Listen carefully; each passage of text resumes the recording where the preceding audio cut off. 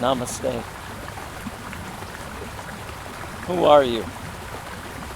I've been asked that question a lot over the years, and the simple truth is all things and no thing. It's a funny thing, we live in a society that has to label everything. Names, places, events. We even call trees trees, and no two trees are ever alike. No human beings are alike either.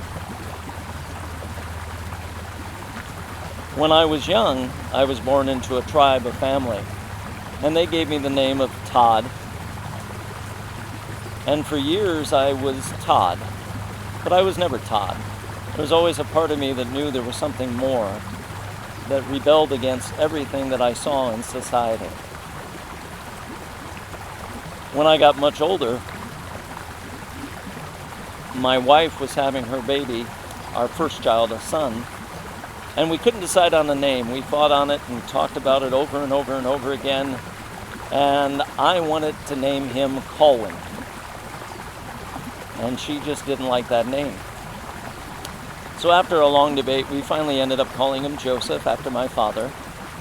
And he is a Joseph. It is a name that suits him well. Well, the name Colwyn was the name that's mine. And that's why I so much wanted to call him that, because that needed to manifest itself, to come out.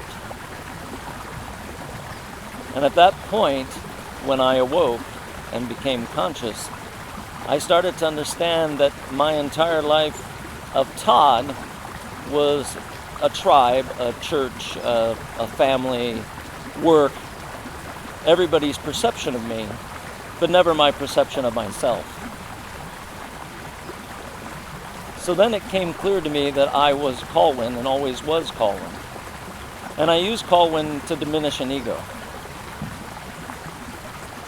If you called me Todd and my given name by that family, I would have to defend it. I would have to embellish it and grow it. There'd be a part of me that want whatever happens to that name to follow me through the ages. And that's the ego.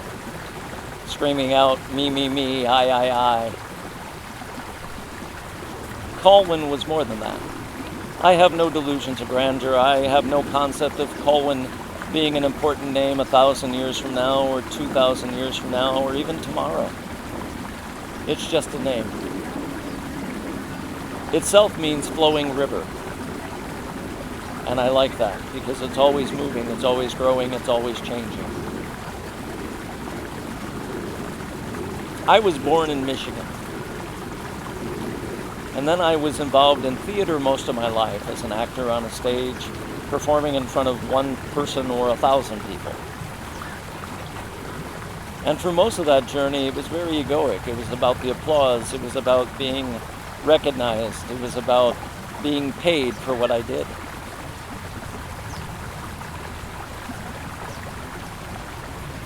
But when I emerged as Colwyn, it was about none of those things.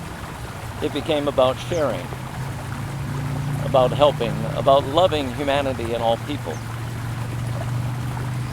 So who am I? Just a person, a spirit, experiencing life, touching things, tasting things, smelling things, living a human existence, and returning back to spirit. Many native tribes I am familiar with and work with, and some shaman friends that I have, we have this conversation all the time about human beings are actually spirits. Some people like to say angels, energy, but we're spirits. And somewhere as a spirit, we all knew life was love. Existence was love. It was peace. It was compassion. And somewhere in there, somebody asked the question, what is love? And we couldn't really answer it because we were it. There was no opposite to it. So then we became humans so we could experience every possibility of what is love or the opposite of love. Over and over again in millions and trillions and quadrillion different ways, until we finally figured out what love was and could return back to spirit. I often tell people to be human is to learn and return to the divine, to creating, to God, whatever name you wish to give that. So as Colwyn, I'm here to share these things and then to return home.